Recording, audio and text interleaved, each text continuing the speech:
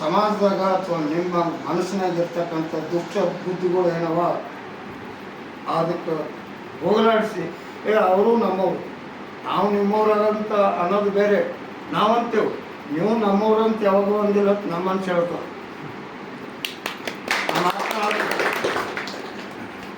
ನೀವು ಅಟ್ಟೆ ಅಧಿಕಾರಿಗಳು, ನೀವು ಇಟ್ಟೆ ಅಧಿಕಾರಿ ಅದು ಬೇಡ. ನಿಮ್ಮಲ್ಲಿ ಚೆನ್ನಾಗಿ ಇರಲಿ, ನಮ್ಮವ್ರಂತ ನೀವು ಹಾಕೊಂಬೋದು ಕಲೀರಿ.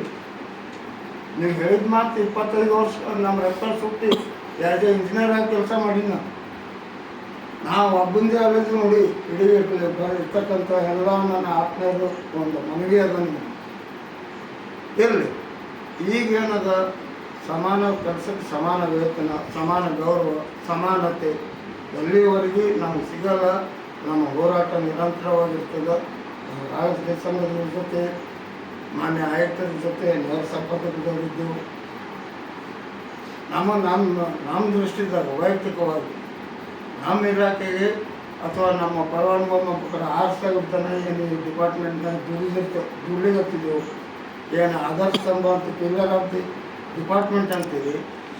ಆ ಪಿಲ್ಲರಿಗೆ ಶಕ್ತಿ ಕುಂತಕ್ಕಂಥ ದೇವರಂಥ ಮನುಷ್ಯ ಈ ಕಮಿಷನರ್ ಬಂದ ಭಾವನೆಗಳು ಅರ್ಥ ಮಾಡ್ತಕ್ಕಂಥ ಒಂದು ಮನುಷ್ಯ ಎಲ್ಲಿ ಭೀ ಇರ್ತಾನೆ ಅಂತ ಸೃಷ್ಟಿದ. ಈಗ ಬಂದಾರ 25 ವರ್ಷ ಮೇಲೆ ಅವರು ಒಂದು ಸಹಾಯ ತೊಗೊಂಡು ನಿಮ್ಮೆಲ್ಲರ ಸಹಕಾರ ತೊಗೊಂಡು ಈ ಭಾವನೆಗಳು ಚೇಂಜ್ ಮಾಡಿ ಒಳ್ಳೆಯ ರೀತಿಯಂತ ಈ ಇಲಾಖೆ ಕೆಲಸ ಮಾಡ್ತಕ್ಕಂಥ ಎಲ್ಲ ಹೃದಯಗಳಿಗೆ ಅವ ಕೆಲಸ ಮಾಡಬಾರ್ದು ಅಂತ ಯಾರ್ದು ಇಲ್ಲ ಉದ್ದೇಶ. ಆದ್ರೆ ಕೆಲಸ ತಗೋಬೇಕಾದ್ರೆ ನಮಗೂ ಒಂದು ಕೆಲವೊಂದು ನೋಡಿ ತಗೋಬೇಕಾಗಿತ್ತು. 1999 ಅಮೆಂಡ್ಮೆಂಟ್ ಆದಾಗ ಒನ್ಲಿ ಕ್ರಯ ವಿಭಾಗ ಅಂತ ಬಂತು.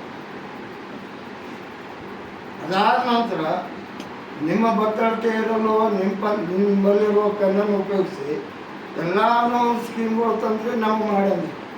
ಇಲ್ಲಿವರೆಗೆ ಮಾಡಿದ್ವಿ. ಒಂದು ಸೈಡ್ ನೋಡಿದ್ರಿ ಹೊರತಾಗಿ ಇವ್ರು ಹೆಂಗೆ ಬದುಕಬೇಕಪ್ಪ, ಇವ್ರಿಗೆ ನಾವೆಲ್ಲ ಇಷ್ಟು ಕೆಲಸ ಕೊಡೋಗತ್ತಿದ್ದೆವು.